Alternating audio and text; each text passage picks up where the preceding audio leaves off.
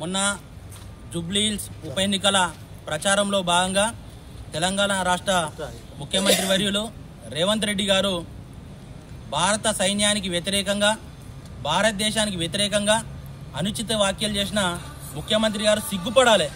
మీరు ఒక చిన్న ఎమ్మెల్యే స్థానం కోసం, ఒక చిన్న ఉప ఎన్నిక కోసం మన భారత సైనికుల ఆత్మస్థైర్యం దెబ్బతీస్తా అంటే మీ మాటలు ఏ పాటి?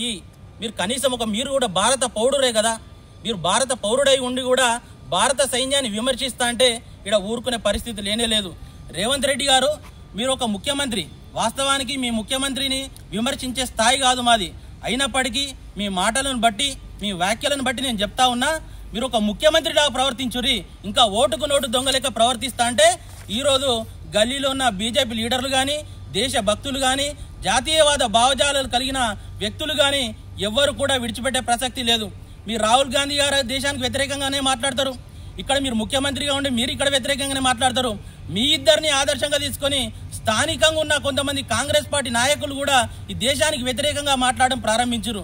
మీరు ఒకటే ఏం గుర్తెరగాలంటే, భారతదేశంలో పుట్టి భారతదేశం తిండి తింటూ భారత సైన్యం భద్రతను కల్పిస్తే దేశంలో క్షేమంగా బతుకుతూ భారతదేశ చట్టంలో ఉన్న ద్వారా నువ్వు ముఖ్యమంత్రిగా ఎమ్మెల్యే గెలిచి ముఖ్యమంత్రివై ఈ దేశాన్ని విమర్శిస్తున్నావంటే నీ స్థాయి ఏంది, నువ్వేంది? ఒక ముఖ్యమంత్రికి ఉన్న విలువను దిగజారుతున్నావు. నువ్వు ఒక గల్లీ లీడర్ లెక్క మాట్లాడుతున్నావు. గల్లీ లీడర్ కానీ ఇంకా కిందికి దిగజారి మాట్లాడుతున్నావు.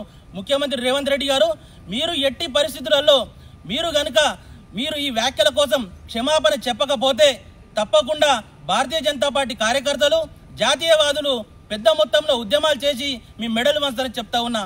ఇంకా గౌరవ కోర్టులను, సుప్రీంకోర్టు ఆఫ్ ఇండియా కానీ, గౌరవ హైకోర్టు ఆఫ్ తెలంగాణను కూడా నేను కోరుతా ఉన్నా, మీరు ఈ కేసును సుమోటోగా స్వీకరించి రేవంత్ రెడ్డి గారిది భారత పౌరసత్వం క్యాన్సిల్ చేయాలని ఈ